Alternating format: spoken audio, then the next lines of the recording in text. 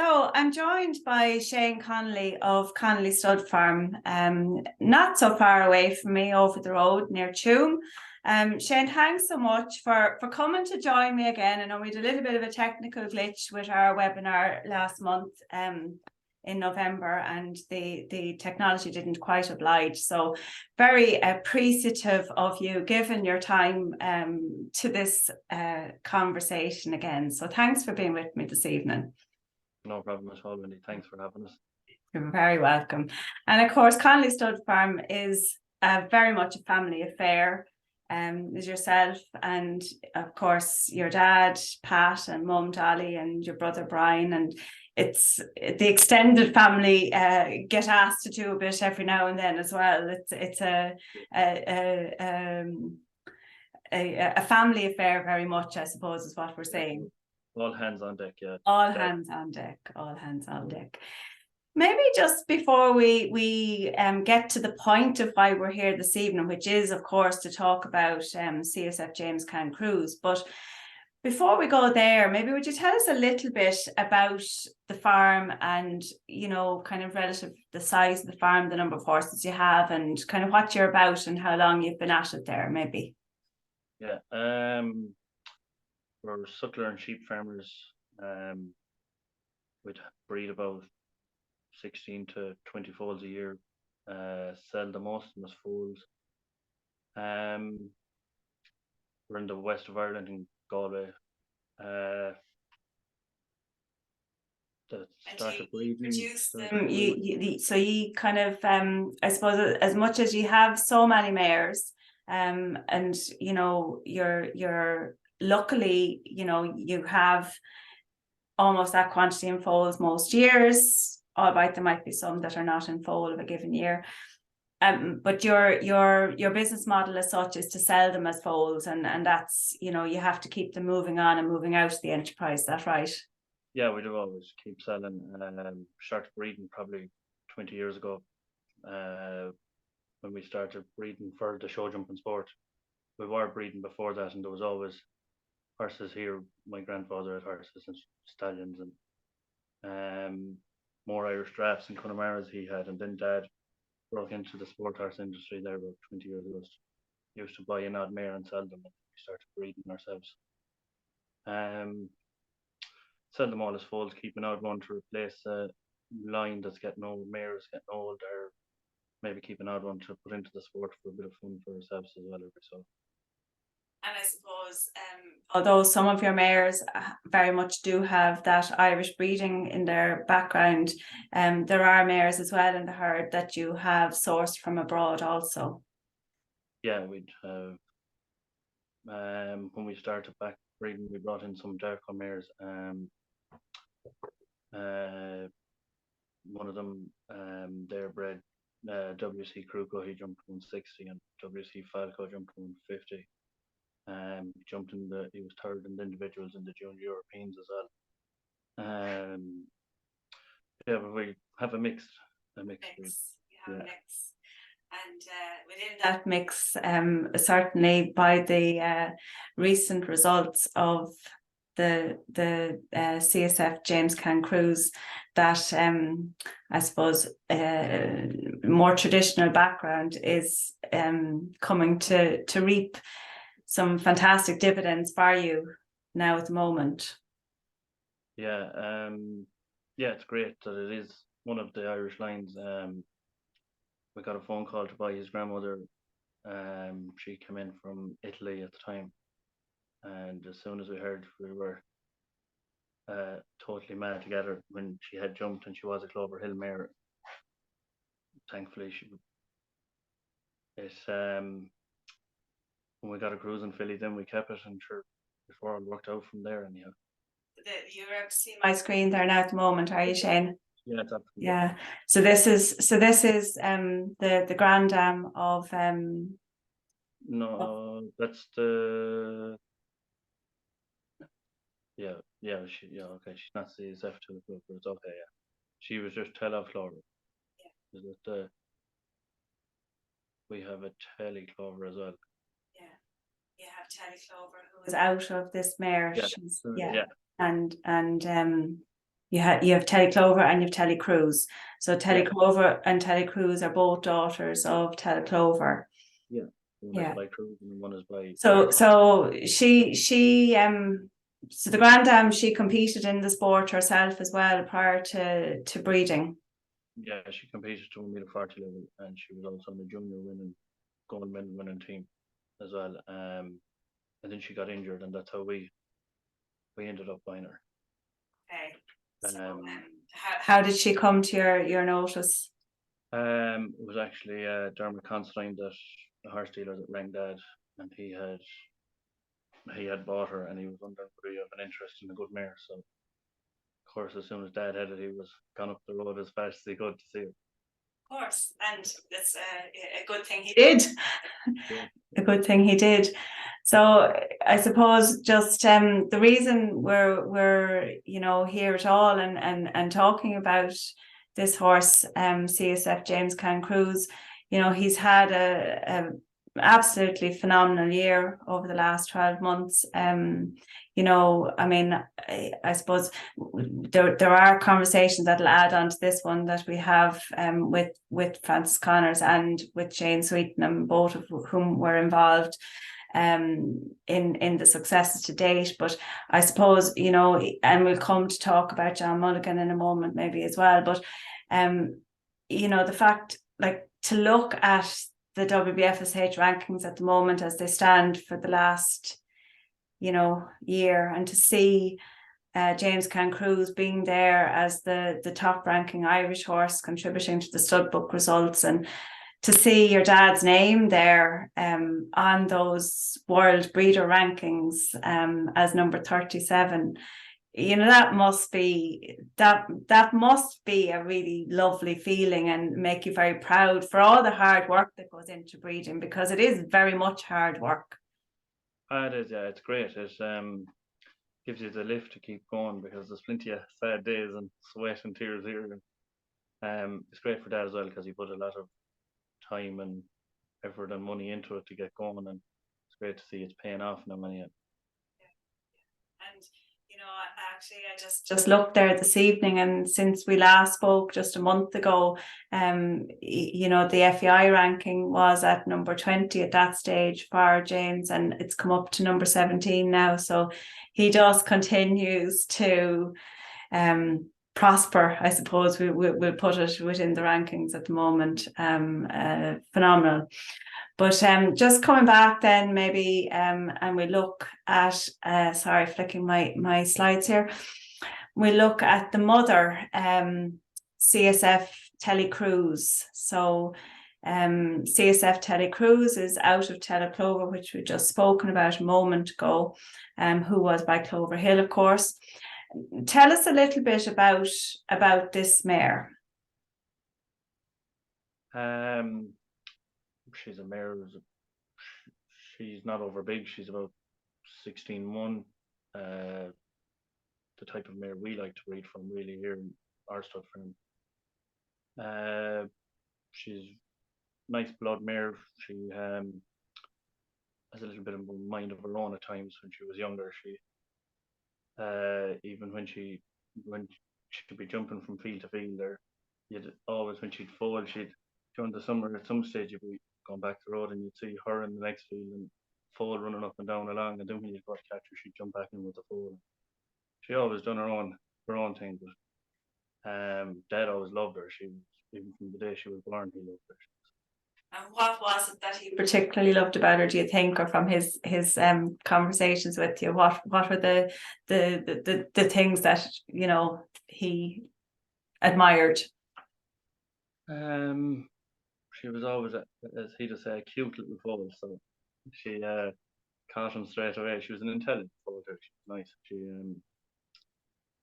was just a really nice foal, really. It was part of the most part of it, and being a cruise and then off Teli Clover having jumped, he was more excited about that than getting the line. And you know, having known, did you yourself know the grand dam well? Did you get to work with her? Oh, I did, yeah. Yeah. So, like, when you compare the characters of the two mares, you know, what was it about them? She's a lot similar to her mother. The Teli Cruise is, her mother was always the ringleader of the pack as well when she was here, and the boss. And she, even though she had an injury and she get a bit lame from time to time, she'd still want to be the front of the pack coming down the field when they be galloping around. Yeah, but she was nice as well and kind, and same with Teli Cruise. She's kind, but she has her own ideas about what she wants to do with different times. And perhaps that strength of character, it's what's coming through in CSF James Kann Cruz as well too at this point. Yeah, and perhaps standing to him in that regard. And how about the half sister then? The half sister is much the same model, a lot different in her attitude going around. She's a happy-go-lucky sort of mare. She does nothing really bothers her. Her phases of where Teli Cruise could get excited. She could see a bird flying out of a tree and to be like, "Oh, geez, what's that?" Whereas the other one just walks past and take no heed. So this is an overview, I suppose, of what CSF Teli Cruise has produced by way of Progeny to date. Maybe, you know, if you're able to see my screen well enough from where you are, can you talk us through some of those, or the ones that at least stand out to you, I suppose? CSF Vince was our first fall. He was by Louis Dam. He jumped to 150 here with John Green, and he got sold then. She also bred a Kann Cruz. He was a year older than James Kann Cruz. He's jumping to 145s and 150s in England as well. And Nadine Clare there has two Glasgows. One Jackpot, he's competing in 130 now, and McGregor's a 5-year-old. He's just starting out there to go jumping as well. He's jumping 110s and that. They look very promising now, them horses. And we have two fillies ourselves. This lady then as a brood mare. Yeah, we kept two. I have two Demont Simile fillies offered. They're the only two fillies we have off Teli Cruise. One of them was a 4-year-old. She had a Cannon foal this year foaled by Cannon this year. We sold him at the Cavan sales, and the 2-year-old CSF Ali's J, we flushed her to Teagasc twice, and we got twins the first time, and we won the second time. So we're so far so good. They're lucky. And Ali's Diamond, the 4-year-old Demont mare's gone back and forth to Sirocco Blue. And you had the Sirocco Blue that you sold for good money as well. Yeah, that's out to the close. Yeah, and the Gannons actually bought that. The people that bought James Kann Cruz, and when they came to buy James Kann Cruz, they came to buy Cannon filly, and their father seen James Kann Cruz with Teli Cruise in the stable, and he said that was the foal they should buy, and they wanted a filly, but he said that was the colt. So he let them have a talk between themselves to Mary and Anne, and they decided anyhow to do what Mickey said. But it was lucky for them anyhow, thank God. He had the right eye at the time, didn't he? Yeah, exactly. Yeah. That was the second horse they bought. The same thing they bought a cruise in a Philly office in Gore's Bridge, and Mickey decided that was the foal that they were to buy, and that she jumped as well. She jumped 145, so and then they have her breeding there now. Yeah. So, Yeah, great for them. And like obviously, as I've acknowledged in the conversation with Francis and so forth, I mean, without the investment and the patience that they had as well in his early career, you know, he couldn't come to be what he is at the moment either, you know. And I suppose, you know, the mayor is getting on now. You know, have you got her in foal, or what way, or what route did you choose to go for this year?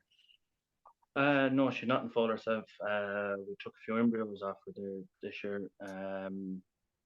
No, some of them weren't successful, but we used Tangelo, Grandorado, VDL Good Luck. We have that embryo in a mare, and Carrera. She's not the easiest mare to get in foal, and she's difficult enough. But we're see how it goes next year. Hopefully, try and get a few more embryos out if we can. And I know that, you know, you probably would like to credit as well that you work very closely with, you know, obviously the likes of Philip McManus, and now with Larry Dunn, and, you know, Olive Broderick has helped you a lot with your breeding work as well too over the years.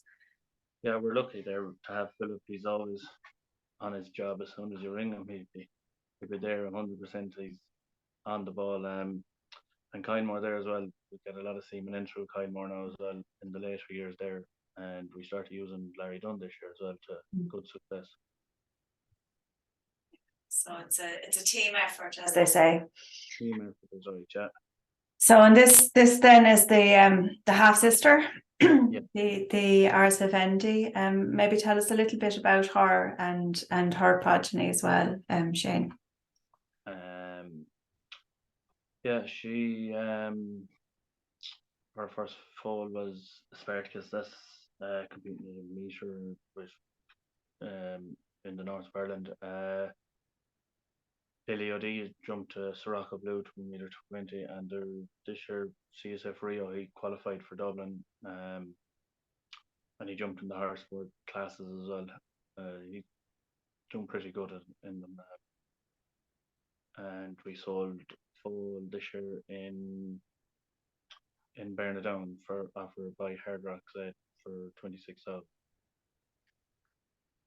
And, you know, like, I suppose there's a significant investment that goes into running an enterprise such as yours, with the volume of mares that you have, and, you know, good mares that you have, and you know, the I suppose the necessity to kind of, you know, use stallions that match as well too. So it's a just reward when you get to the stage to get these kind of sums back from public auction. And you've always you know, your dad and yourself, you've always supported very much the public auction route as well, but of course you're selling foals at home now as well, and that's you know, a huge positive also.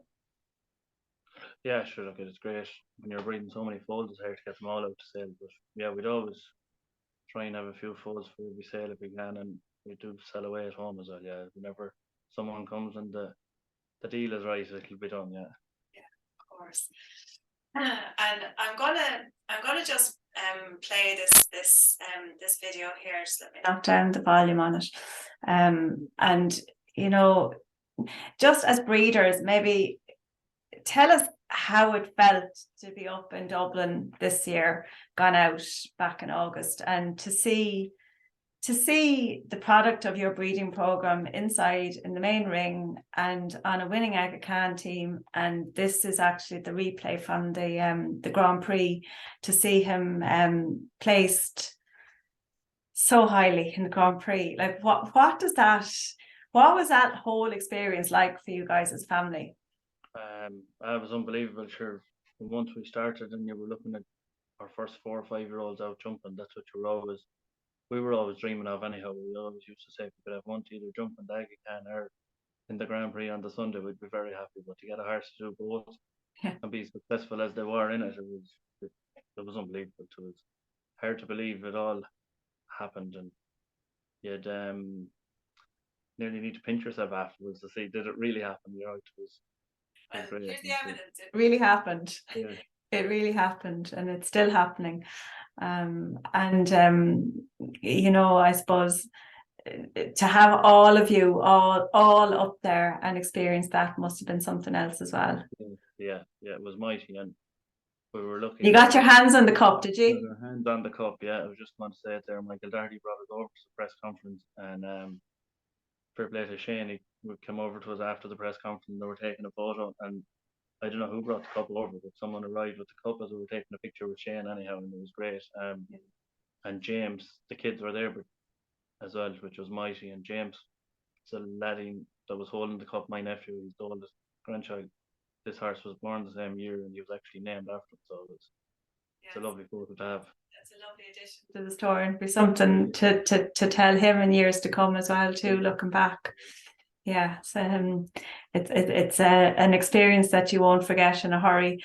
And I gather that one of your dad's key ambitions was to breed a horse for the Aga Khan. Is that right? Yeah, that's what it. Once he started, that's what he was hoping that would happen. Yeah. And what's the other ambition? Sure, he'd be hoping to have one in the Olympics at some day, and hopefully this will be the fella to do it first. If things continue along the train of how things are going at the moment, you couldn't but hope that might be something that will happen. But there's a bit of time between now and then, and a lot of things to stay going in the right way. So I suppose we'll all wait and see. But the ingredients certainly appear to be there, don't they? Yeah, sure. It's great. Sure, look, we'll be hopeful anyhow. We keep the fingers crossed that we will get there. So I have another video here because, you know, obviously this weekend that's gone out, and this is, I suppose, the benefit, I guess, of the technology not working for us the last time is that actually the story has continued to grow since we last spoke.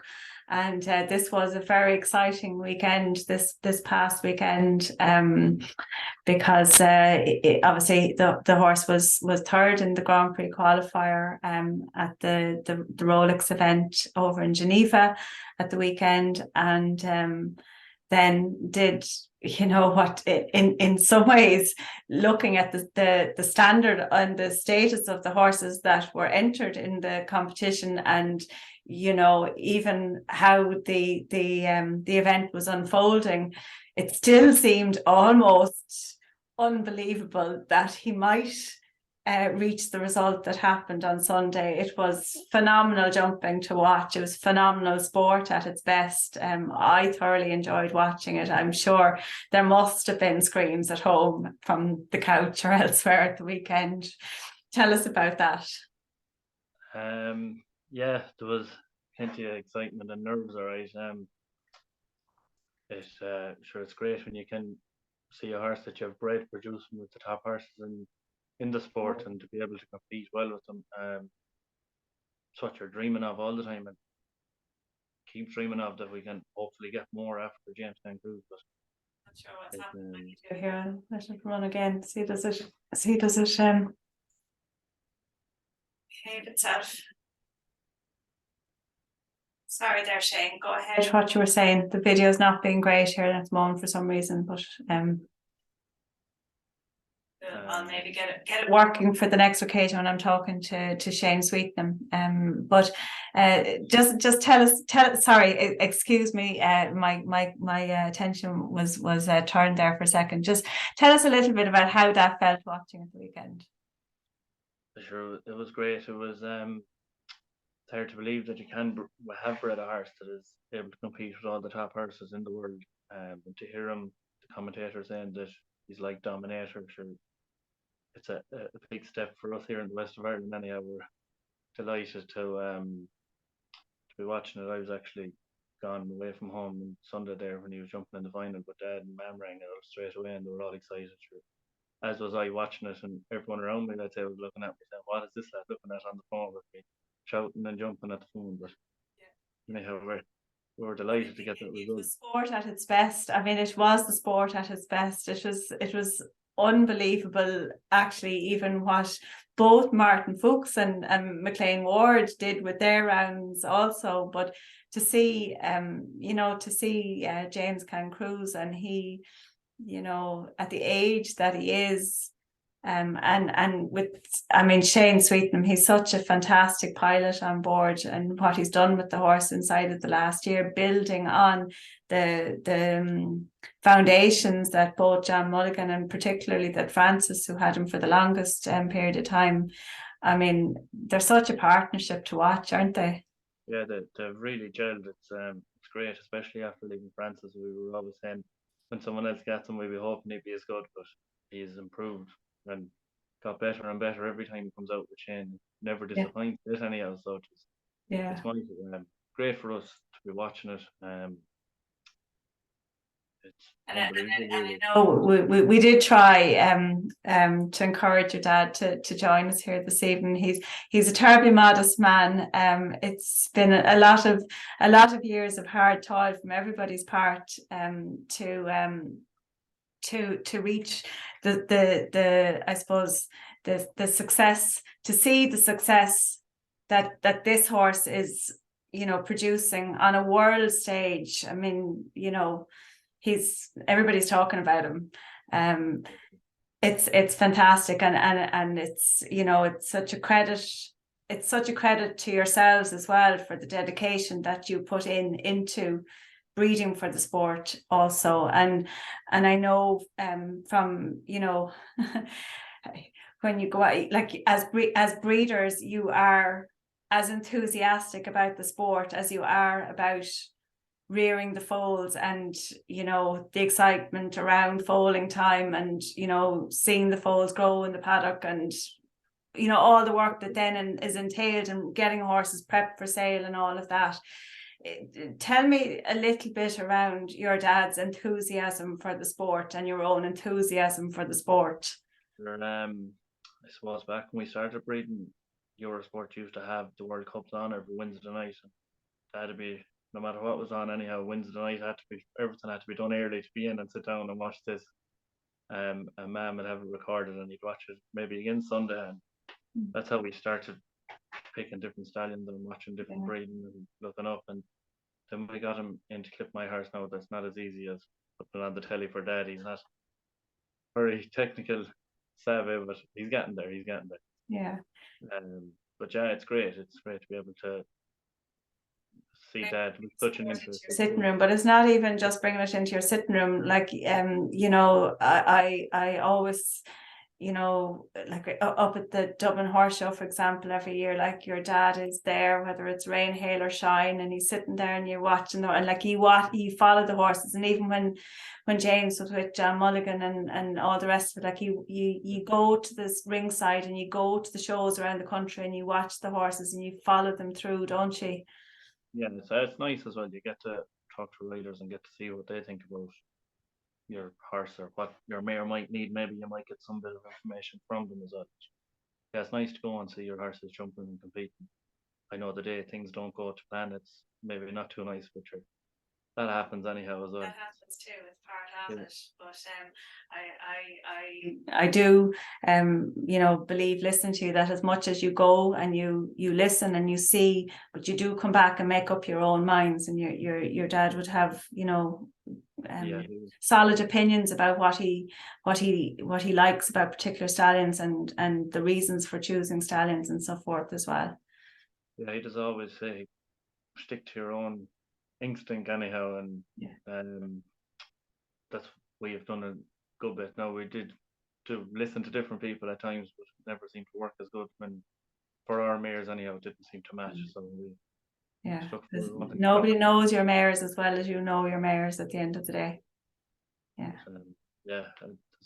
So before we wrap it up, Shane, is there any bit of advice that obviously you're a young breeder, you are, I suppose I anticipate that your interest in breeding has been really fully ignited now, and it's something that you want to stay with. I'm assuming. Am I right? Yeah, I always, since once Dad started that horses, I was gone with him. Or it was always even when I was small, I said to Dad, I don't think we should buy this horse or do this, and he'd be like, "Buy," and there'd be. But yeah, it's great to get the, I suppose, the drive from the horses going well, but for people starting out, try and start with the best mare you can, use the best stallions you can, try and match your stallions as good as you can. It doesn't always have to be the most expensive stallion that matches your mare the best, but just try to keep improving the whole time and learning. Every year we learn something different anyhow about different mares and stallions. It's all always learning anyhow. Yeah, and I suppose, you know, to enjoy it all as you go as well too. And there's ups, there's downs, there's highs, there's lows, and that's the nature of the game. I know your dad, as modest as he is, he's somebody as well that, you know, after a big event like this, it's back into the yard, it's back down to, you know, look after the horses, and you know, you're all about the stock and taking care of those in the best way as well. So, and we mustn't forget really to mention the administrative input your poor mother has in keeping you on the straight and narrow with registrations and all the other bits and booking seamen and all the rest of it. So yeah, anyone that knows anything to do with us anyhow knows Ma'am looks after all the paperwork and all the emails and so effectively and efficiently, and keeps you fed at the same time. Exactly. Yeah. So look at Shane, I really appreciate you giving the time to have the conversation. I do hope that you know, the next 12 months again we'll be still talking about this horse, I think, in 12 months' time, and that things continue on the trajectory that they're on. And wishing you and yours a happy Christmas, and thanks again for the time. Thanks very much yourself, Wendy, and thanks for having us and doing this on the horse. It's great to see the thing done on him as well. It makes him. Good evening, Francis, and thank you so much for joining me here this evening for what I suppose we'll call it a reboot of Let's Talk Equine for November 2022. A shame that the technology didn't work for us on the night, but very grateful to you for coming back and joining me again here now. And I suppose just for viewers in general, to most people here at home in Ireland, Francis Connors needs absolutely no introduction, but we do by times have viewers from outside as well. So just to put it in that light, I suppose you're based in Ballylawn Stud down in County Waterford. You're absolutely no stranger to winner podiums here at home and indeed abroad. Multi-times National Grand Prix winner, New Heights Premier Series winner, previously a member of 2 winning Nations Cup teams, reserve rider at the Barcelona Olympics in 1992, and so many international wins with horses like Spring Elegance and Diamond Explosion, Cruiseway, Cullehill Castle. We could keep going. There's many more of them, but needless to say, the repertoire of success and you know, hanging out in the winners' enclosure, it's no stranger to you at all. So I suppose we're here this evening to chat a little bit about one horse that you had the pleasure, I suppose I can say, of riding for his 6-year-old, 7-year-old, and most of his 8-year-old year, and that being CSF James Kann Cruz. And maybe while I'm just getting the screen share set up here, you might maybe, Francis, for starters, I suppose, tell us a little bit about CSF James Kann Cruz as the personality of the horse, and you know how you'd kind of sum up his personality, maybe to start with, while I just start this whole screen share going here. Well, I think probably the first thing, I think he actually knows he's a bit of a star, because that's the way he acts in the yard. He's kind of if it's his turn to go out to the field, he'll let you know that he's ready to go. And in his work, he's just challenging in that he likes to do things his way, and took a while to get him to come around to our way of thinking. But in general, he's absolutely lovely to have in the yard. Yeah. So I suppose the reason we're talking about him at all at this stage is, you know, obviously he's done a fantastic job over the last couple of months with Shane Sweetnam internationally, and I suppose he's ranked 37th in the breed, like in terms of, I suppose it's technically it's a ranking for Patrick Connolly for his breeder in the breeder rankings, but he sits there in 37th position in the world, which is superb, and it's a fantastic to see, you know, the CSF sit there in that company, and like you can see the company that's ahead of him there. You know, it's no mean feat to be on that page and to be there in that presence. Incredible, actually, to be there at this stage in his career, because I mean, the amount of international jumping, it's all been done in 1 year, and to actually climb up to that level, it's incredible. Yeah, it really, really is, and it's so great. It's such a nice story, and hence the reason that we went to the special efforts of having this conversation for the second time as such, because you know, it is such a special story as well. And you know, Francis, I suppose you didn't get to actually sit in the saddle until he was 6, but you were very aware of him as a 4 and 5 year old when he was with the John Mulligan, and in the ownership, of course, of the Gannons who brought him to your door. Maybe if you could tell us a little bit around, I suppose, your general impression of him, and what you kind of saw of the horse as a 4 and 5 year old, and maybe what you felt were his, you know, like, did he stand out from the crowd too, shall we say, at that point? Well, for me, I think even just looking at his results there as a 4 and 5 year old, I mean, he was already, you know, very consistent, jumping a lot of clear rounds. For me, I had watched him a bit, and he always looked like whether he was, no one probably knew at that time he was a superstar, but he always showed loads of ability. I mean, there was plenty that you could see that to work on in his technique, and to help him to improve for future. But in his early years, everything I saw about him, I would love him. Yes. Yeah.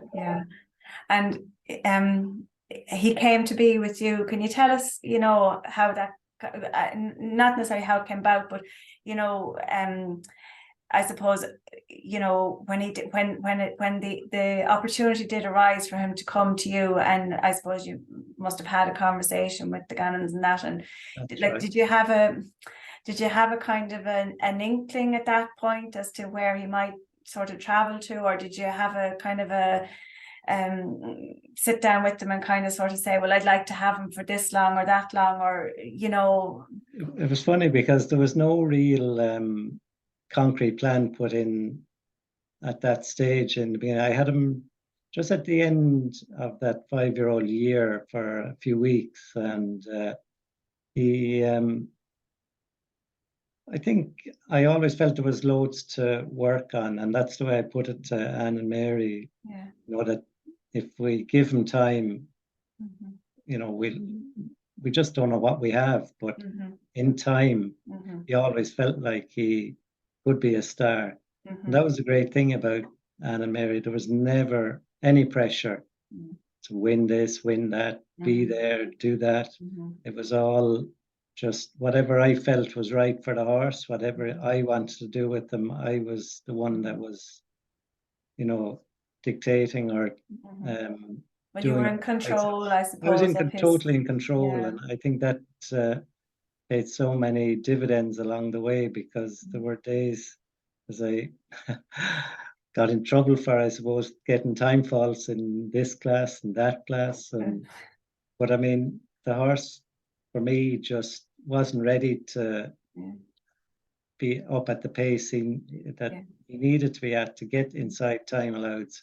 He needed education in the ring, and I suppose in some ways I find it a little bit of a problem nowadays in that younger horses, the greener ones, don't get a chance in the ring. Mm-hmm. You know, they're actually pushed a little bit too much for time allowed. It does make it difficult, especially if you have one that's a little bit green and maybe a little bit special that needs time.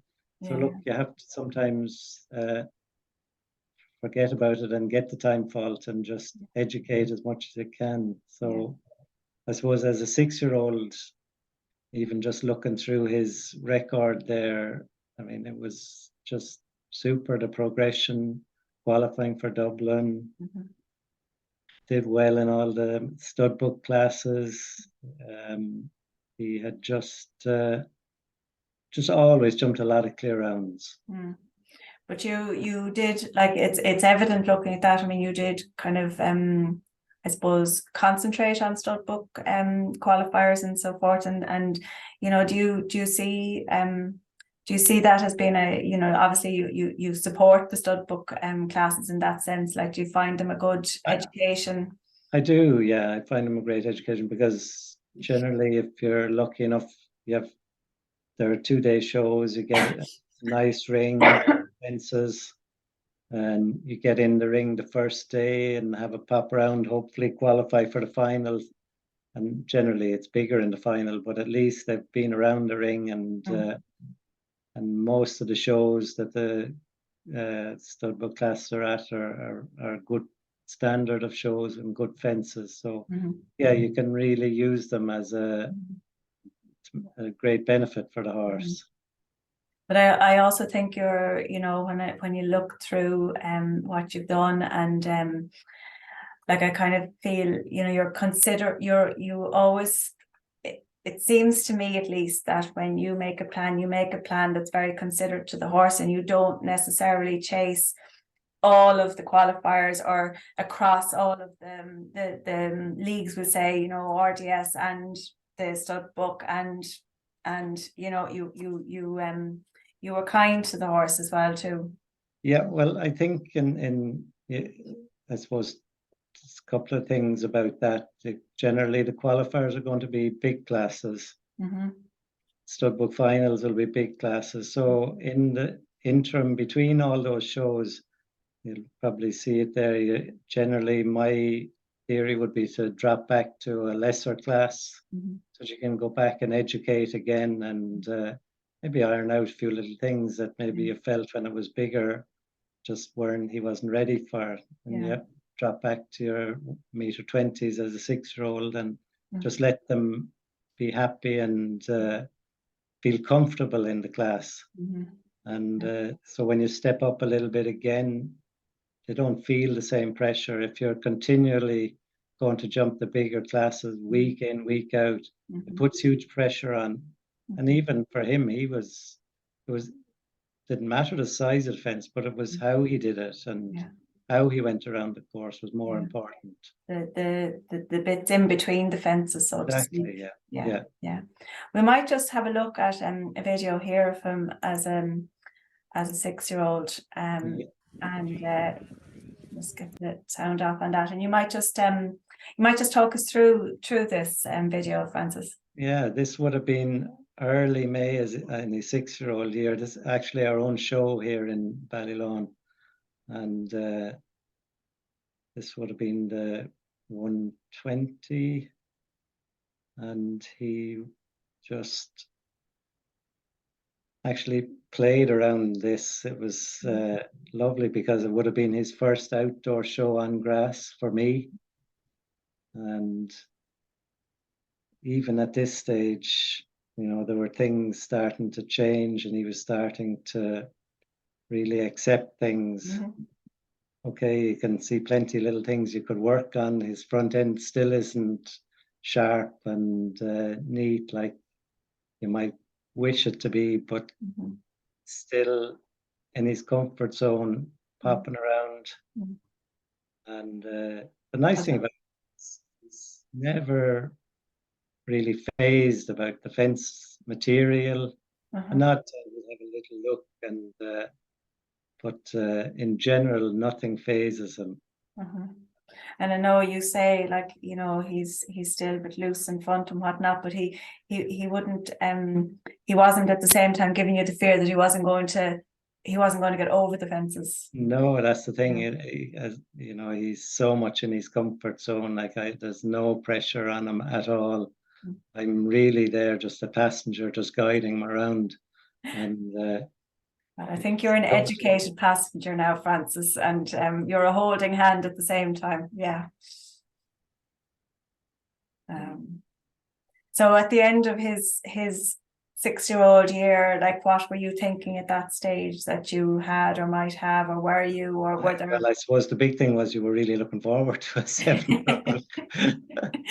You were happy to have him for another year.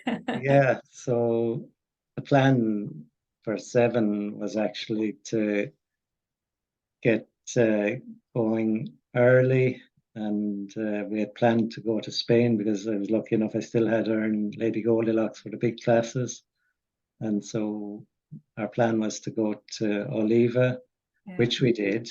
Yeah. But unluckily, we were there for just a week and COVID hit, and we were all sent home. So that would have been a huge benefit to him for the time out there. He got 1 week, 3 days jumping, and he started to really look like a star there. Yeah. Best laid plans and all that, as they say. You know, sometimes the universe has something else in store, and you have to readjust and reformulate the ideals and whatnot. But I think we have a video here of him in Oliva, and maybe you can talk to us about that. Yeah.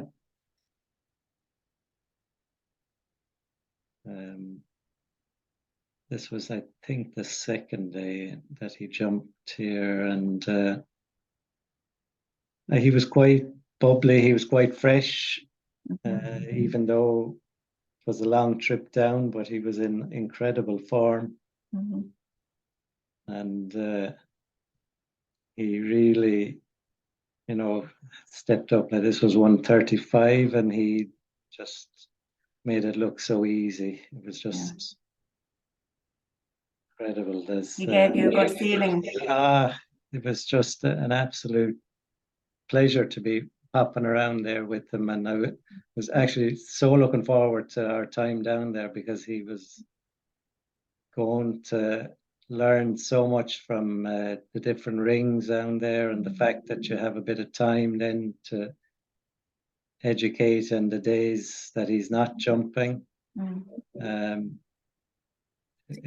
How important do you think it is, you know, when you have like a horse such as him, to actually go out and do one or more of these tours? Like, is it do you think it's a critical part of the education? Or well, I suppose looking back on it, that was the only chance I had to have him away, and yet he still came through and did everything from here. So it's probably not essential, but definitely I have found, just if you have some nice horses, it's just the fact that you have that time with them, and you probably are not trying to ride as many horses, so you have extra time to put into them, and consistently in the ring, nice arenas, nice fences, good courses. So it does benefit them. Brings them on quite a lot. In some ways, though, with him, like, as in that, you know, you've acknowledged that he's a bit of a character, and you know, and did need a bit of time as well too. Was it maybe, in hindsight, was it maybe in some ways a positive that he got that wee bit of a break period there? Or do you think it mattered, or did you keep him ticking over at home, or was he? I did. It actually worked very much in his favor, because we, in that time of COVID, with very little on, we kept him in work, and he did a lot of work at home, educating him, and then when the training shows, we were allowed to go to train to different arenas. So in hindsight, it actually worked in his favor as well, in that a lot of work was done. what would you have been focusing on, Francis? Or what at that point in his 7-year-old year, like what was in your consciousness? What were you really trying to improve at that point? Again, it was probably much the same as all the way along, in that his jump is just so exuberant, in that he can just land himself in trouble a little bit, in that even in distances, whether it be combinations or 3, 4 stride, 5 stride distances, that he had to learn to be able to land and wait short. That was the big thing with him, especially when he's a little bit fresh and a little bit full of himself. Jumps one fence just too big and gains too much distance when he lands. So that's a big thing to teach him and to train with him. So a lot of canter poles, little grades, small grades, with plenty poles on the ground, and simple basic exercises, and just a little bit monotonous probably, but at the same time, that's what he needed to learn. And it's a little bit like when you're in school and you've got to do your maths tables or whatever. It might be monotonous, but they're the foundation. Repetition. And that was the big thing. Once he grasped that, he just came on in leaps and bounds. You know, because like when you look at it, you know, I mean, I suppose your busiest month was August. But other than that, I mean, he had not a lot of jumping, I suppose, over the year. No, that was the thing. And again, I suppose it's a little bit the same for Shane. You know, he's plenty brave. He doesn't worry too much when he goes in the ring. So he doesn't have to be in the ring every day. You know, you can pick and choose and just decide what class you want to jump. And you know there's nothing going to phase him. So it's nice in that way that you don't have to, never had to be over jumped. Well, it's certainly, you know, when you laid out kind of what he'd done over the period, that was apparent to me anyway, you know. So then things stepped up again. He moved into the grown-up zone then. He did, Maybe talk to us a little bit about, you know, how you were feeling coming into the 8-year-old year. Again, I suppose really looking forward to his 8-year-old year, and you know, he was ready to kick off with some of the spring tours, and this was just looking at your sheet there.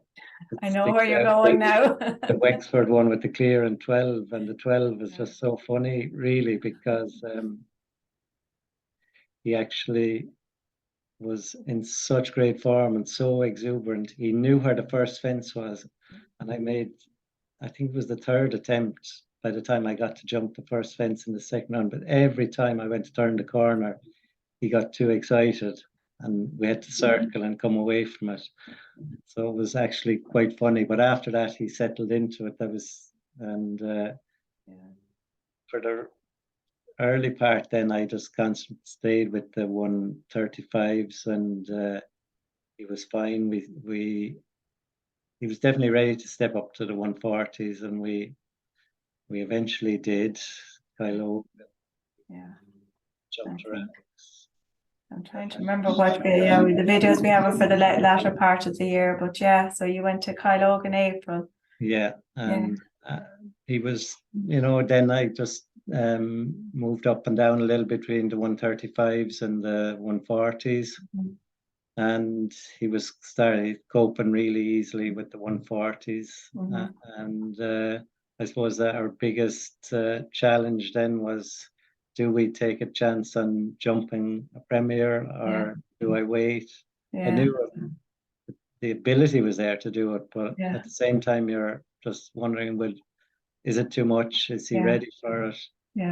But we got brave anyway, went to Balmoral, and he was super the first day and super again then in the premier the second day. And again, I suppose it comes back to the little bit of not being quick enough, ending up with a time fall both days, but he was just coped so easily. And I think in this class is probably the first time you can really see that his front end is starting to improve now, because he has to jump a little bit bigger. Everything was so much in his comfort zone. Fences were smaller, but it's amazing when when it came, fences came up. He's real power off the floor, hasn't he? Just incredible engine. Yeah. There's one particular fence now, when we come near the end of this course, there's a double, and he's just electric over it in front and behind. And I think from that on, I said, this fella is going to just jump a very big course. Yeah. It was a good test, because it was actually it was a big course. I thought it was big. It's actually this double coming up now. Yeah. After this fence, and you can really see the ability when he jumps this. Oh. Airborne. Yeah, and the front end was so neat. So after that, it was just, he was being idle until now, and he has to work a little bit, and at the same time he's still not even working. He's enjoying it, ears pricked, he's just hacking around there. Yeah. It was a great buzz out of that day. Yeah, I'm sure there was. So we move back up then into, where things moved on to from there. Yeah. There was you National Grand Prix. He actually won one then in Kylogue, National Grand Prix. I think I have a video of that we can show. It was probably one of the first days that we just either upped the pace a small little bit, and there was one turn back to the double, which is I think after this vertical. And you still have the course plans embedded in your head, Francis. Yeah.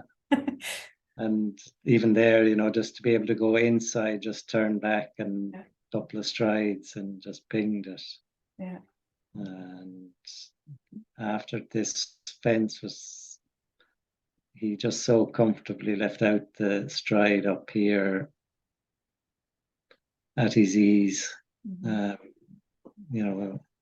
All the time we were learning to shorten the stride, but he wanted to lengthen as well. So comfortable to him. Yeah. But you, I suppose at this point, maybe were you starting to get a little bit more excited? Yeah. You felt, he was starting to get competitive now, as well as jumping his ski rounds. And you felt like you were able to put the pressure on another little bit. Exactly, yeah. So so you Mullingar Premier was the next big one he did jump, and I remember I had a plan in the jump off, and just he was very, very unlucky. Without the fence down, he would have won it. So we were dreaming it, and I suppose a little bit more about what could be lying ahead. Yeah. And I suppose, like it beholds saying that like there is great credit due not only to John Mulligan and to yourself, and how you nurtured the horse and produced him and rode him and trained him at home and gave him his time, and I'm sure did all the other bits and the feeding and the care and all the other bits that go into the equation. But also, huge credit to the Gannons that they gave you the freedom to do what you, like you say, what you wanted to do with him, and to give you your time and space to manage the horse the way you felt you needed to manage him. Oh, definitely. Only for Anne and Mary they were just so with me on the same wavelength as to what the horse needed.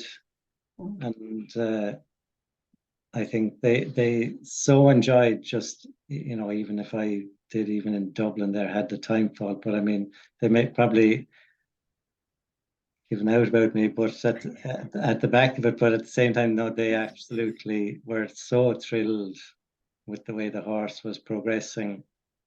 And I'd forgotten that we have this here as well, the round from the RDS. Maybe you'd like to talk us through that one as well. yeah, this was very disappointing because I actually was early to go, didn't realize the time was actually as tight as it was. And he, again, just was a little bit boisterous here and a little bit excited, trying to get at the first fence. And I was just trying to slow everything down and just get him concentrating and just keeping an eye on what he was doing. And I just thought I had done enough to get inside the time. So it was very disappointing. And in this particular class, I think there ended up being just one double clear. So it would have been an ideal jump off for him to be in. Yeah. In fairness, it was a decent course and it was a great test and a great education. Probably a strange feeling to be in there without so many people in the. Yeah, it was. Yeah. And slightly different then when it was in the rugby layout rather than the full arena, but it was super. It was a great day out for them all, even though there were no spectators or there was no one there. Yeah. But again, I think he showed a lot of class and ability here. I think we might have jested on the night that we spoke in the webinar 2 weeks ago that you know, they set things up nicely for Shane, didn't it? Really? Yeah, exactly. Yeah. Like again, you know, it didn't faze him. Yeah. He might get a little bit exuberant, but it doesn't faze him. And do you think that's, you know, that aspect of temperament, I suppose, if we want to put it that way, that's so important as well too with these horses? Like, you know, do you think that's, the video goes a bit askew there, but do you think that that's, you know, important in these that these stars have that? Definitely. It's like you know, it's just the will and the want to please you. That's what it is, really. A heart, you know, to get on with the job. And like it's a great way to have him, even in that little picture there, like the ears pricked, just really wanting to get on with the job. And you know, I think that was just a little thing that you had to try and control, just that the exuberance just didn't get too much, that he, you know, would make a mistake or do something silly.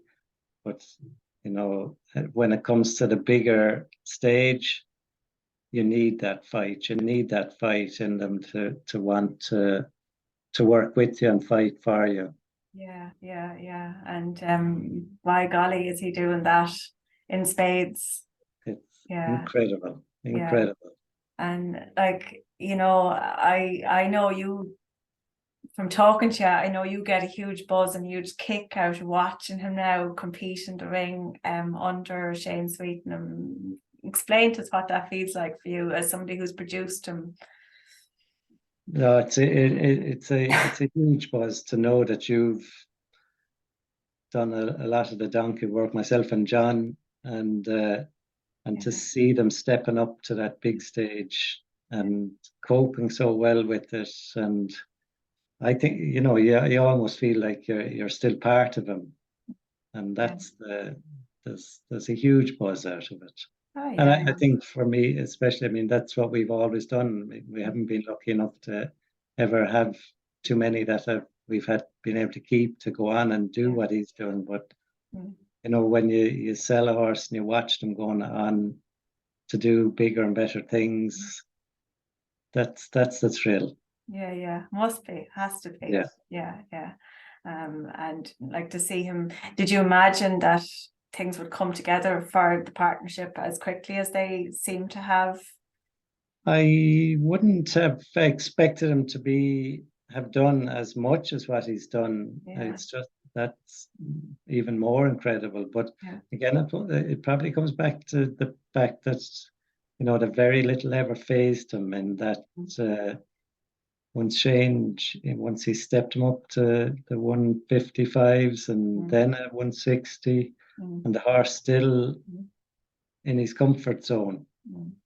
So once we saw him doing that, I mean, we knew he could head for whatever show he wanted, but it's just, he's still only a 9-year-old, and Shane is still nursing him along and picking his shows, picking his classes, you know, so it's still a learning curve, and but he's doing it at a big stage. Seems to be up for learning anyway.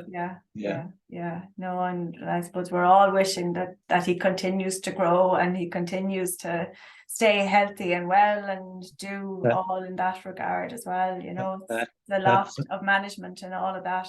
That's a lot of it. There's a lot. So fingers crossed that everything stays good, and he's a very sound horse, so hopefully he stays that way. And goes on to bigger and better things. Yeah, absolutely. And Francis, I know on the evening of the webinar there were some questions that came in from audience members and stuff, and I'll put one of those to you here again, and that was you know, somebody was interested to know your perspective on what qualities you like to see in a youngster, you know, like what you think is most important in the sense of the qualities of, like, even if we want to put it in the context of CSF James Kann Cruz, and you know, the characteristics and the qualities that are important to have that vision that they may go on, you know. Yeah, for him, I suppose he always had the ability, so you never questioned that. With him, it was just more educational, because he always felt he could be a star. But in general, not all of them are going to show that kind of ability. And for me, for a lot of the youngsters, generally carefulness and a big heart. There's a lot of horses you'll see winning classes. And that's not necessarily the ones with all the ability, but if they have the will to win and the will to work with you and do what you were trying to do, often they'll get a lot further than the one with a whole lot of ability finds a fence every day you go out. So for me, a lot of times it's heart and the will to work with you is a lot better. Yeah, very good. And I suppose before we finish this session up, is there any final piece of advice that you would offer to breeders or producers out there, like what, from your perspective, from all the years of, you know, doing what you do and what you do so well, what would you like to impart to people before we say? I suppose just I've noticed a little bit over the last number of years that we've kind of grown away from the production of the horse to being a little bit too competitive and trying to win classes, whether they be 4-year-olds, 5-year-olds, 6-year-olds. And there are odd horses slipping through the net because of that. So maybe someone that has a decent horse, feels they have a decent horse, just to slow down everything a little bit, more of the future and the bigger days ahead rather than.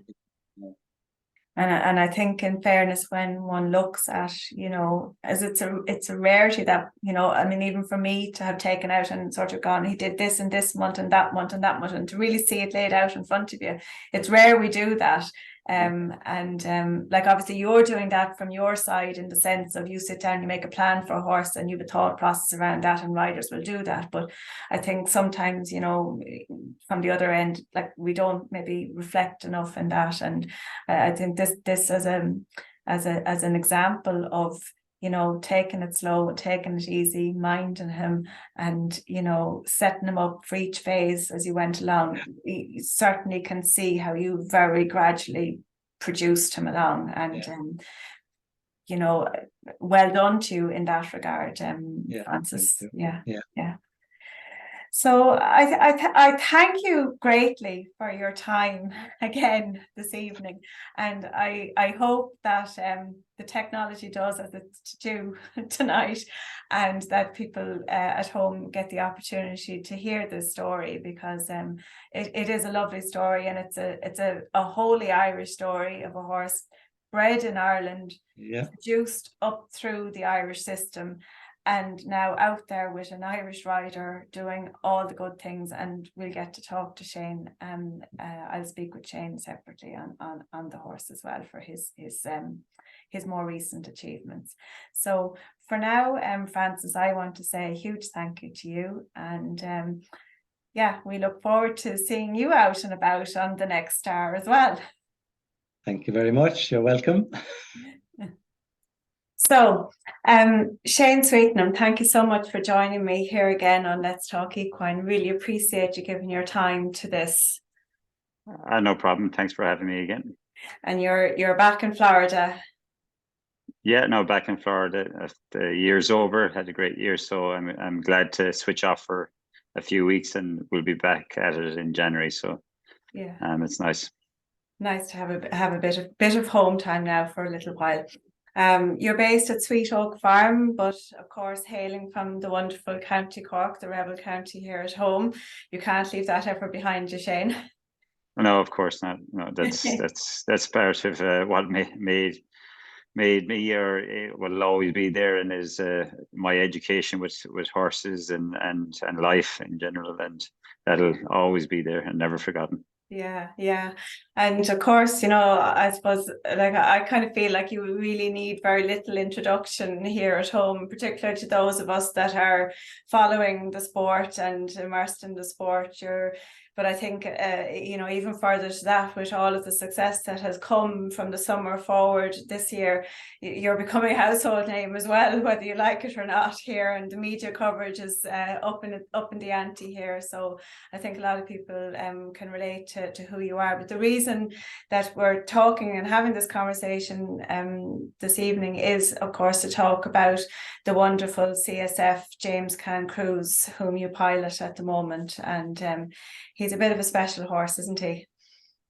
Yeah, he's fantastic. Also known as Gizmo, which he came with that nickname. And stuck. I think it would have been bad luck to change it, so it's stuck. And actually, we ended up calling the group of people that bought him the Gizmo group. So it's definitely stuck, and it's been lucky. He's been great. He's had a great year. He's gone strength to strength. Each show, he just really loves the occasion, and the bigger the occasion, the more he's enjoying it, and the better he's getting. Obviously, even like Geneva was a great way to finish it off this year. It's a different kind of atmosphere. It's in Dublin, an indoor, and the crowd is maybe closer on you and everything, but he seems to thrive on that. He really doesn't get nervous to the occasion. Yeah, he doesn't get nervous, and he really rises, and he's a bit of a show off, and I think he really wants to show them that how good he is. But okay, the standard, at those shows, a Rolex show, it's one of the biggest in the world. The standard of horses is amazing. There's riders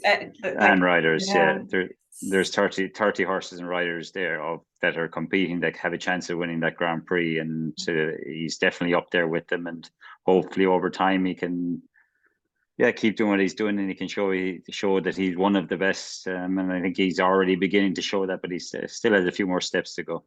For sure. And we will come back and talk about Geneva before we finish up, and like, I'll leave that for the minute, and we'll come to that at the end. Okay. But all I can kind of say, particularly with the time of year that we are and running around shortly into Christmas time, I think you must have had a really, really good chat with Santi last year. Yeah, well, this is it. This is show jumping for you. I was in a different position this time last year, and we've worked hard all year, and we'll take it as it comes, because I know how it is to be at the bottom as well. So it's great to be here, and it's a lot of thanks to the horses I have and the owners I have, and especially Gizmo has really helped, like you say, transform onto the top of the game this year. And of course, I presume there's a big team around you as well in all other regards, with physios and grooms. Exactly. Like Maria Israelson, she's from Sweden, and she's married to Seamus McKeever, who's from Ireland, and Paddy McNamara, who's from Clare. They're a big core of my group that between grooming and managing and riding the horses when I'm not there. So it's a big team effort, and I wouldn't be there without them. Mm-hmm. And I suppose like you have James since the end of 2021, the latter part of that year. But when did he come on your radar? When did you kind of first notice him? So earlier in the summer, I actually saw a couple of clips on Facebook. I think it was like a regional Grand Prix in a Munster Grand Prix, and he had done well, and I watched the video, and Fra was full of praise of him. And then I watched more videos, and then I really liked what I saw. And he kept, at that time he started doing the bigger national Grand Prix in Ireland, and he kept going clear in them. So Balmoral, he was really good. Barnadown, he was excellent. Dublin, he did the 8-year-olds. He had a time fault, but jumped fantastic. So I really had a positive feeling about him, and I know Francis a long time, and he's a real horseman, and he was really, really positive about the horse also. So it gave me the belief, and this could be a horse for me. So I was lucky enough then. It was still a little bit difficult with COVID to come flying, but I flew into Dublin and I tried him in Kylog, and I really, after I got off him, he was a little bit of a handful and sensitive, but I really enjoyed his jump, and I felt he had a lot of power and a lot of potential, raw potential to maybe be the next big thing for me. So and thank God, everything's fallen into place, and it really did work out. But you have to have a bit of luck with that, and I think luck was on our side. Absolutely, but I mean, the work goes into that as well too. I'm quite sure quite a lot of structured work goes on at home as well to get to that end. But Sure. did you really anticipate the heights to which he would go to in the space of time that he has when you did bring him home and started working with him at the beginning? Honestly, with horses, I've been doing this quite a while now, and you just never know, because some horses, it takes them a bit longer to get used to the bigger occasions, or whether it's jumping under the lights or jumping with crowds. He always, like I said, knew he had the potential to be able to do it, but it's about him being able to adapt to that atmosphere, that occasion, and he did straight away. And Amaretto Darko actually was similar in that they were, even as a 9-year-old, he was really doing big things already as a 9-year-old also, and they're quite similar, because the big occasion, they were always ready for it, and they never got phased. So he's quite similar to him. But you get other horses. It took Shaki. It took him a year longer, and he really didn't show how good he was till he was 11, and I had him since he was 7. So, and won a European gold medal. So it just tells you, it depends on the mind of the horse, or what they're comfortable with. And they're like people. Some get a little nervous, some don't. So so with him to go that quick and to do what he did, no, I didn't think. You'd never think that's going to happen, and I'm glad it did happen. But like I said, they're all a little bit different. So thankfully it worked out. Yeah, no, it's great to see. So it is.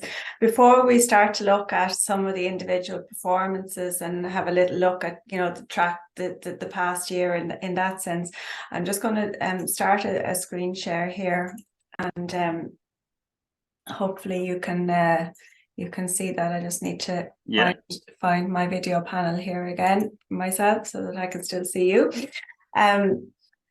Tell us a little bit about James, the character, James at home, James, what he's like, you know, in the stable, and just as a character in general. What's he like? What's your experience of him in that way? Yeah, he's very smart. He really loves to be in the paddock. He's not difficult to work with. He likes his space. He definitely likes his treats. But he's definitely very confident in himself. You know, whether he's shipping on planes or trucks or going from Canada to Europe to back to the Geneva and all these different places, he doesn't get phased by going to all these different places. He actually enjoys it. I found he's matured that way.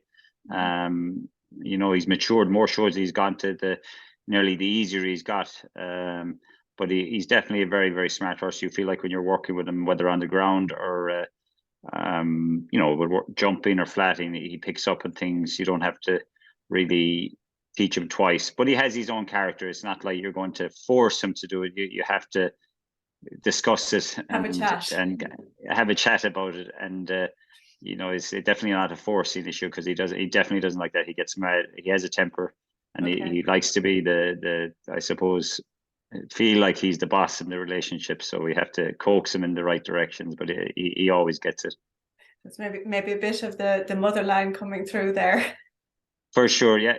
Cruising is definitely, I would say, is a factor in that. I had the wonderful Solarina at one point, and she was a cruising mare, and she was a handful too, but she won a lot, and she was very, very smart, very special. But the same thing, it was a little bit of a yeah, you know, you had to coax her into what you wanted and to get what you want. But in the ring, she always understood about jumping clear around. So I definitely think the cruising plays a big factor in that. Yeah.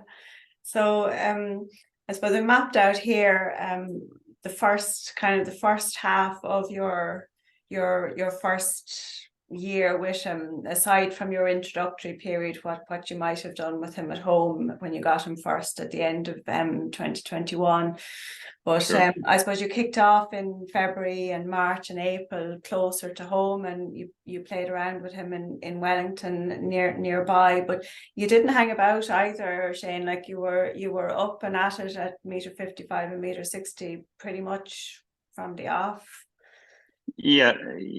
Like I said earlier, it depends on the horse a little bit, but he was very comfortable with what he was doing. So, and he's a 9-year-old, and and he had done a great job to that point, and jumped a lot of national Grand Prix as an 8-year-old, which wouldn't be small. So he had a bit of mileage in the tank nationally as well. So as I felt it each step as I went along, he ticked that box. He did it. He did it quite easily, and he was ready for the next step. But that was always, you know, there was always a plan, and I always sort of felt, let's do that next step, and if he does that well, we can go on to the next step. If I felt he needed more time at that stage, then I would have given it to him. You know, that's possibly why we didn't do the World Championships this year. You know, it might have been a step too early. Maybe not. You know, it's you know, hindsight. It made sense to be a little bit more on the cautious side for him, and obviously then he was available for Dublin, which was a big plus too. So, you know, so like I said, each step he ticked the box, and he made life easier on both of us by just doing it. You know. Yeah, I have a video here of him and you back in February. I just numbed the sound on that. You might talk us through this. This was on the 6th of February. In Wellington. Yeah. So this was his first night class with me, which was a national Grand Prix 50,000. Quite difficult, solid 150 course. Jumped, you know, and a big atmosphere, crowd. Probably wouldn't have ever seen something like this before. But he really showed straight away that he wouldn't get phased by these sort of occasions. And then, you know, he jumped around easy. And I was very happy with him. I even went fast in the jump off, which was sort of the first time I had gone fast. And he did it very easy. And I was very happy with him after, and really felt then, okay, we could kick on to the next stage and do some FEI shows. But he just showed how he dealt with the atmosphere and everything, that it wasn't going to phase him, Yeah, clearly. He just gets on with the job and makes it look easy as he goes. Yeah, exactly. And actually, in the ring, he's easier. In the practice ring at that time, he was, it's a smaller ring and everything. He was a bit of a handful and a bit sharp and a bit, messing. But now, which he's got much better about. But that at that time, that was probably our biggest issue was in the practice ring. He was keeping him relaxed in the practice ring. But actually, as soon as he goes into the ring, he's totally focused on jumping his round. So that's a big help, isn't it? Yeah, exactly. He knows that's the most important place, so that makes life a lot easier. So this one then was a month on, and again in Wellington, near home. So you might again give us a little bit of commentary to this, and where you were at and what you were thinking at this point. Yeah, so this is his first 5-star. Same thing, and this is the good thing about Wellington. Being at home, they get used to the ring and the different rings. But he hadn't jumped in the sand ring since, because I had gone and taken him on grass, and he had been placed in the 150 and the 3-star Grand Prix already on the grass during that period. And I wasn't sure, was I going to jump this Grand Prix, but I jumped the qualifier on the Thursday, and he jumped clear, and it felt great. So I said, you know what, he feels like he's in the right place. We'll have a go at it. And the same thing, jumped fantastic here. Really jumped a combination super, as you see. And I hadn't jumped a water jump under the lights with him. Which is with all these horses, when they haven't done it, you're always wondering and unsure, and you wanted them to get a positive experience. And actually, it's probably that I ended up just on the tape on the water, and it was my fault. I didn't think I rode it the right way. I could have been a little bit more. I was sort of quiet at it, and he jumped it well. And actually, I saw the tape after, and it was literally the corner of his shoe was on it. But those things you have to learn for them for the next time you jump a water and what way you want to ride it. And that's, like I said, he really jumped around this for fun. I think Alan Wade built it, but I was really happy with the way he handled everything. And it just was a really good experience for both of us, and it felt like, okay, I can go on to the next step. I can jump the final 5-star and be comfortable that he's going to do well and he's going to learn from it. And at that stage in the year, Shane, at home in between, what were you focusing on at that stage? What were you trying to improve, I suppose, the most at that point in the year when you were in between shows at home? It's like anything. It's always a work in progress. He's still at the beginner stage compared to now. We're still working on things at home, and it will always be till the end. It always keeps changing.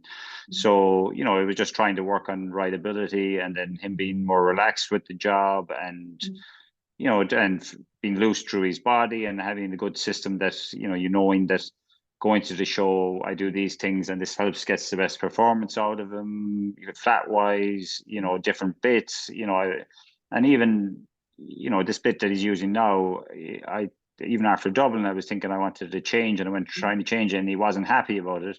And now I'm still in that bit. So, but on the flat, I try different things, and it's always a work, no matter what horse, it's always a work in progress, and you're always trying to do the right thing and improve him without messing it up, if you know what I mean. Yeah. So he was at that point, and always, it's always feel like you're improving, and that's all you can really ask with horses, is that they're trying to work with you to improve, and and it makes the next step easier when they are doing that.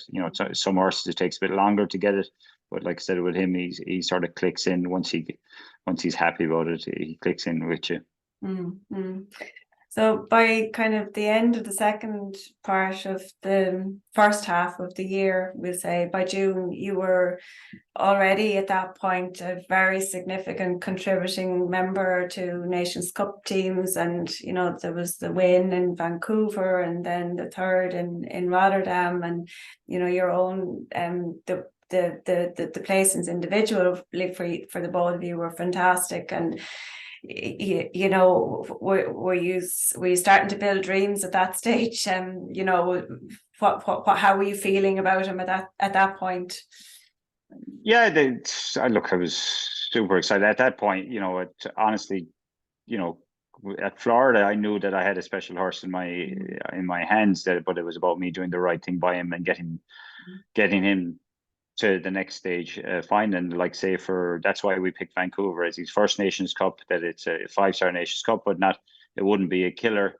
And we see how we would handle that. And if that was good, then we could, you know, continue on to Rotterdam. And if that was good, then we would decide what was his next step. And like I said, with him, you know, he's super special. He just handled everything and he enjoyed it. He just loves to jump, and he loves being put in those sort of situations. Rotterdam, he gave unbelievable. He looked unreal in Rotterdam. He made it look so easy. Like, it wasn't. Did it feel that easy to you in the saddle as it looked and appeared from the sidelines, as I call it, from this end?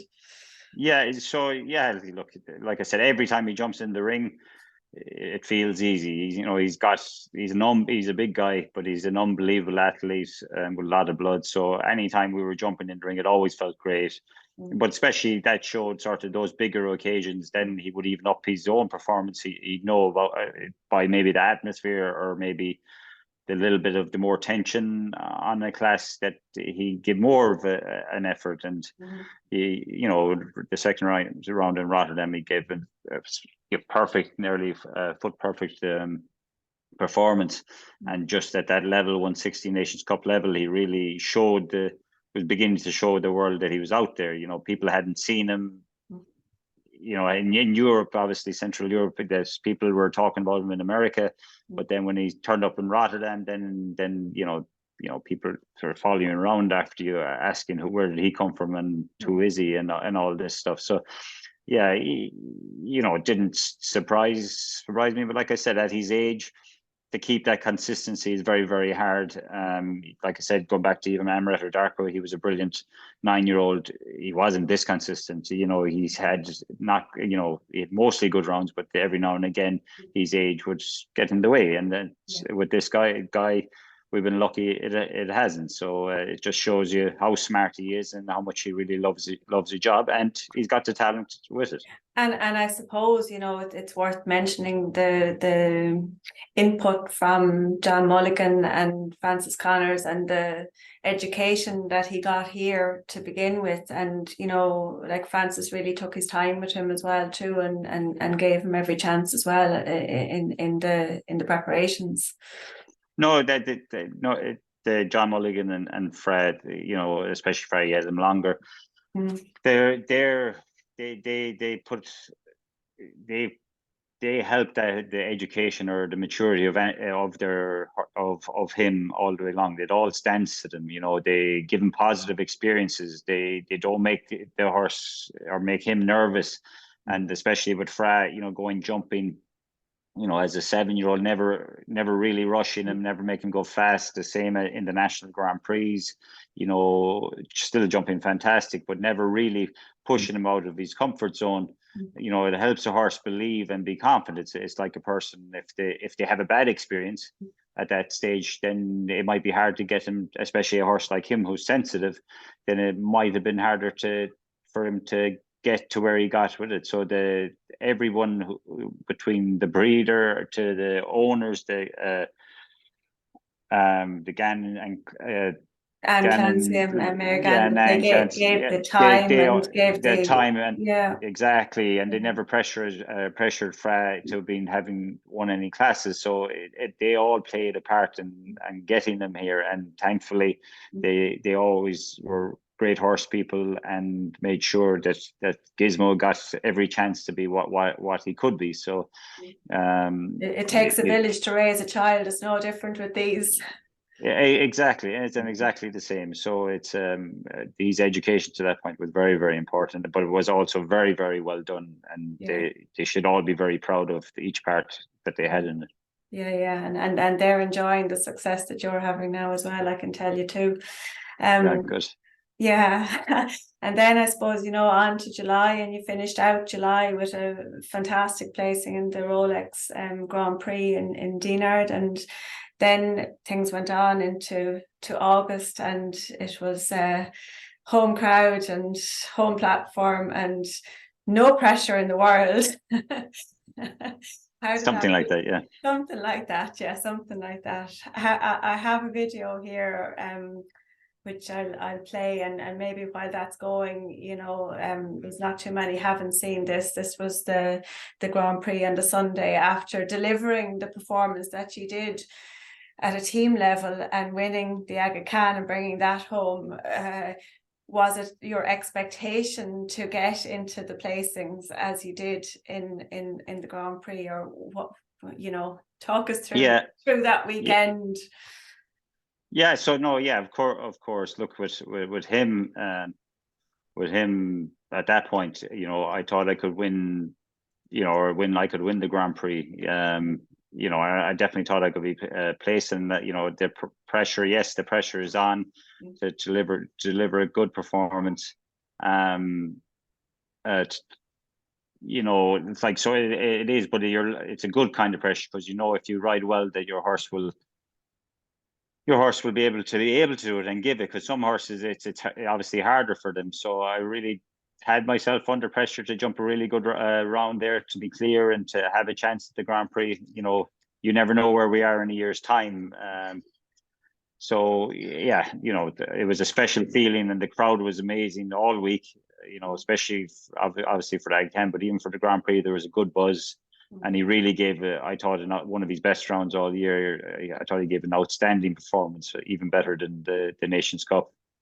And maybe if that was a couple of months later, maybe we could be going a little bit faster, and we might have won the Grand Prix. Because after that, I've sort of done a good few jump offs since, and we've worked on being faster, and we're getting there. He's won a 5-star since, and a good few good placings after being faster. So I was very, very happy with his performance that day. I thought he was outstanding. Yeah, absolutely, and we were all very much cheering you along, Shane. It's so nice to see, when the Irish do well in Dublin, everybody's off their seats and cheering you on. So I'll go back up to just here for the minute. You went on then into September, and you went to Miami, and maybe talk us about that show, and I'll move forward and find the video here as well. Yeah, I think that should be Traverse City, right? Not Miami. Oh, okay. That was with Alejandro.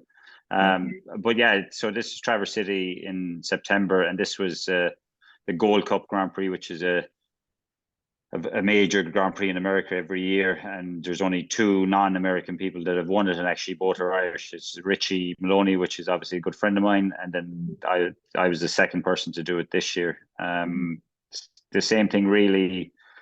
This was sort of his first big outing since Dublin, and like I said, I was sort of at the next stage trying to work on being faster with him in his jump offs, and he won the qualifier on the Friday, and then and we were early to go in this class, actually. So he was he was the first clear round, and there was only 3 clear, and he gave an outstanding performance both rounds to bring home the win.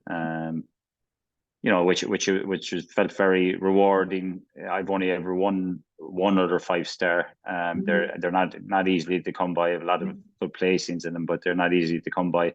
So to get one in his first year as a 9-year-old I was very happy and excited. Yeah. But he like he had been doing all year. It's shown that his maturity, and he handled both rounds very well. And actually, Alan Wade was building that course as well. So a lot of these 5-stars had been Alan Wade courses. Yeah, exactly. Yeah. Yeah, he seems to have such power off the floor. Yeah, no, he's like he's on springs. So you know, and that's also part of the managing his stride. Even he's got a massive stride. He's got a massive stride, and sometimes you know he gets a bit eager, so you have to be able to sort of pull him back. You know, pull the power. Contain under control. power. Yeah, get it under control. But like I said, he's quite responsive, and you know when you're asking for him to get things done, he normally gets it done. Yeah. So you gave him a bit of a break then in October, if I recollect. Yeah, so we had a show, sort of a show break. He was obviously still in work, and I had made a plan that we'd aim for Geneva, which was you know, obviously a big Rolex show and a big indoor show. And so I planned that I'd do Lexington, which was a World Cup qualifier, and also was indoor, which was not far for me to go, since we're based there. And then if that was good, then I would take him to Geneva and give him that kind of an experience. So and luckily, and the plan seemed to work out well. He was good in Lexington. We actually last finished down in the Grand Prix, but he handled it fine. So I wasn't that concerned about going to Geneva and going indoor. And then in Geneva, he really, you know, knocked it out of the park. Yes, yeah, something like that. But he really enjoyed it. You could tell from the first day he was there, he was really on his A game, and he was jumped outstanding and in the Grand Prix qualifier, which was very big, and he finished third in that. And he really I do have a video of the jump off, but I might have to come out of the screen share to do it because it has been going in slow mode for me here, and it's doing the same now again. So yeah, continue to tell us about that, and I'll knock this out of a screen share so that I can run the video. Okay. So yeah, the first day he gave an outstanding performance, and the same thing. You know, a lot of riders, some of the bigger riders hadn't seen him. This was probably the first show where he had all the elite riders and horses there. So a lot of other major riders coming up to me telling me how, my God, he's unbelievable in person, that they hadn't seen him in person, etc. Which is, it's lovely to hear, and it just shows you how, you know, what you're riding, which is great. And as I said, you know, at Geneva, and I'm not lying, there's 30 outstanding horses and riders combinations that are capable of winning that Grand Prix, as you saw from the jump off on Sunday. You know, they're the cream of the world. Exactly. You know, and to be up there with him is just fantastic. But he jumped the qualifier, unbelievable boat rounds, and then left until the Grand Prix, and then the Grand Prix he handled it great, and it was a packed house. Didn't get phased, and really jumped boat rounds fantastic. And even by the second round going, you know, we went super fast, you know, and those sort of classes, it's never over till it's over. I've learned, you know, because people say, oh, you must have thought you had won. But honestly, the standards. Well, I'd say Daniel Deutzer thought he had it won. Exactly. You know, this, and that is like that nowadays in the sport. It's so technical, and there's so many good combinations. You know, your order plays a big factor, like for this Grand Prix, to be where you finish. So, you know, I was really happy with what I did. I came out of the ring leading the class. That's all I could really ask for at that point. Maybe if I'd been last, maybe I could have done one less from 1 to 2, which, you know, like McLean did. You know, and that could have been our day. But, you know, I was thrilled with our result to be in the top 3, and also for a 9-year-old to go show what he can do. And also, like I said, now he's showing that he can be fast also. No, I was thrilled. You know, it's one of the bucket list shows in the world, and one of the bucket list Grand Prix to be on the podium first. So, you know, between Dublin and Geneva to be top 3 in both, you know, that's a special year. So I've been lucky, and because of him, been able to be thereabouts at these shows. So I was very proud of him, and obviously, hopefully, It should be proud yeah, of exactly. yourself as well, Shane, not just the horse, but be proud of yourself as well. Yeah, well, sure. We're both still a work in progress, so you know, it never feels like we're done. So hopefully we have big goals for next year, and you know, hopefully he can stay in the same form and healthy. You know, health with horses is a big thing. Yeah. So hopefully he can stay healthy and Yeah. keep doing what he's doing. Yeah, like I have to say, as a viewer at home and watching the class from the couch, from that domain, you know, like in my head before you went into this, I was kind of thinking, gosh, you know, are they going to go for the time? Are they going to you know, push for it? But then in the other corner, I said, he wouldn't have gone there if he wasn't going to, maybe. So, you know, but never expected, you know. Yeah, like I've got to say, class, absolutely class watching it, really class. Yeah, exactly. And actually, it would have been fantastic if we won, because the last Irish person that had won it was Trevor Coyle and cruising. So the connection would have been. The connection is there, yeah. Yeah, so that would have been a nice twist to it, but maybe, as I said, maybe next year. And I like he's that you know, when you're that kind of athlete or horse, you know, it's the same with runners, or you know, the best athletes. You have to go to these heats or these competitions, and you might not win all of them, but you know, by the experience of going there and giving yourself a chance, then especially with these talented horses, they have a chance of doing it. So, you know, hopefully at some point it will be his day and he will get a win. So, you know, even if I had gone to Geneva and had 4 faults, I still would have been happy that I went, and to give him the chance to develop in his career. So, I mean, you know, it's been such a short time in the context of a horse's life that you've had him. I applaud all that you've achieved inside of the 12 months that you have. Oh, thank you. And a lot more alongside it here at home. We're happily cheering you on from the sidelines, so we are. And it's great for this. It's great for the sport, and it's great for breeding. Like obviously the Connollys have done an amazing job, but there's other guys out there like them that are putting their heart and soul and blood and time into breeding. Absolutely. For the dream. So it's important that there is a couple of Irish, or a lot of Irish horses this year that are really showing their work, between Al Pacino and Kilkenny and this guy. There is definitely, I think, growing, and BBS exactly. McGregor and Pacino, Nero and C-Top Blue, and all of those that are not just Irish horses, bred Irish horses, produced here, but they're under Irish riders and they're flying an Irish flag, and that's the joy. That's the real joy for us at home when we see, no matter where you're based, to see you you know, flying that whole breeder, producer, rider flag. Exactly. Bill. Yeah. Exactly. So it shows that they're definitely doing things right, and I'm happy for them as well, because it gives more hope and more that people can keep dragging on when it's, especially at the moment, going out to give them the hay and the water, and it's freezing, -5 probably at the moment, and a pissing rain. So it's I'm sure there's a lot of tough days with it. So it's great that everyone can enjoy the ride and the good days with it. So yeah, absolutely. And before we wrap this up, I mean, you know, you were in Dublin, you clearly keep an eye on the sport here at home as well. You know, what's your general impression of, you know, I suppose the quality of the young horses and the standard of the young horses that are in the sport here at home at the moment? Yeah, I think in the last few years it's really improved. You know, you have a lot of good riders that are producing them well.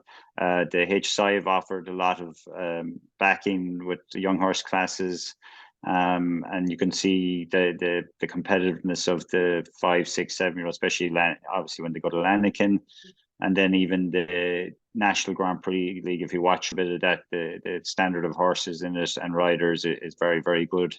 And I think in the last like I said, the last 10 to 5 years, it's gotten very professional, and it's exciting to see. And that's why there is more combinations or horses coming out of the country, between the breeding and the producing of them, and and the vet care and the feeding, and there's the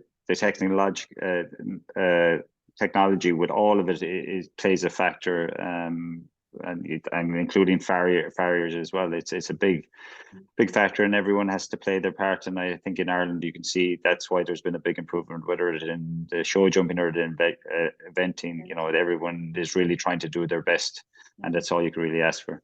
Absolutely. If you were to give maybe a word of, I suppose, advice, we'll say, to those that are producing horses here, with the myriad of young horse classes that there are available and the selection of what's there, of any weekend going right through the production season, what would you maybe say to people on that? I think that's where a breeder or owner and the rider have to have a plan for their horse, and what's the best plan. Like I said earlier, I've been lucky to have a lot of good horses, but they're all a little bit different. And like I said, this guy was quite advanced for a 9-year-old. So was Amaretto Darko. Shaki and Main Road took a little bit longer, so it just depends on the horse. So you try to do the right thing by the personality of the horse, and that's all I can really say. Hopefully you learn by mistakes, and you can do things a bit better, and there will be mistakes. So but it's not the end of the world, end of the road. So absolutely. And before I forget to say it, congratulations also on the results with Alejandro at the weekend as well, and throughout the year. Also doing a fantastic job with him as well.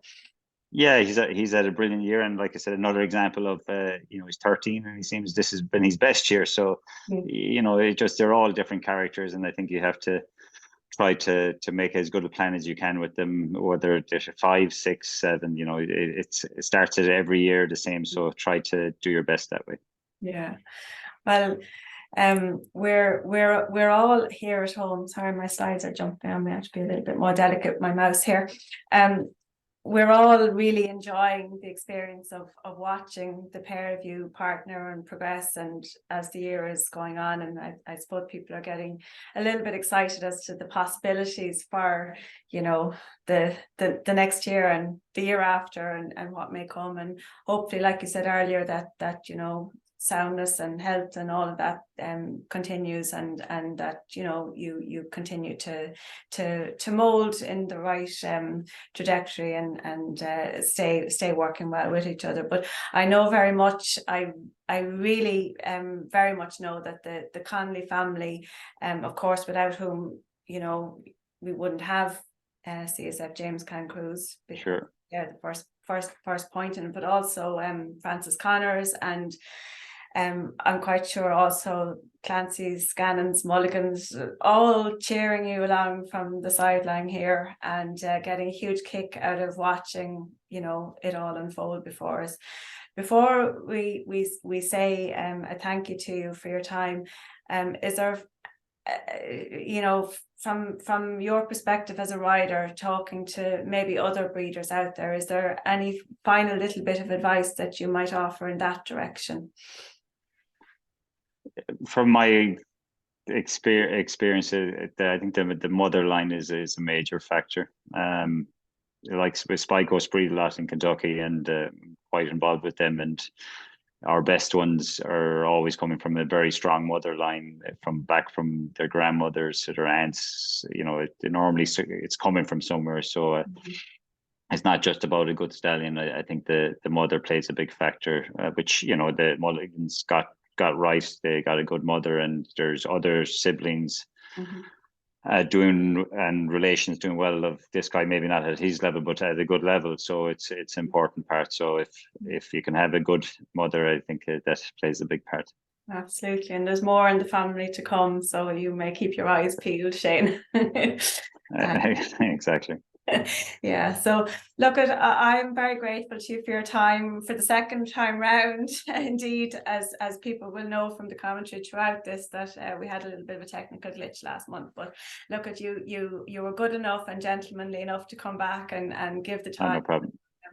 Give the credit to the story about CSF James Kann Cruz, and appreciate that. So wishing you both a continued good fortune and all the rest of it for the time to come, and hope that you get to enjoy the Christmas and get to have a bit of a rest, and feel you've definitely earned that now at this stage in the year, Shane. So thanks so much. Huge No problem. and a big happy Christmas to all in Florida from the west of Ireland. Merry Christmas, and thank you for having me. It was very enjoyable.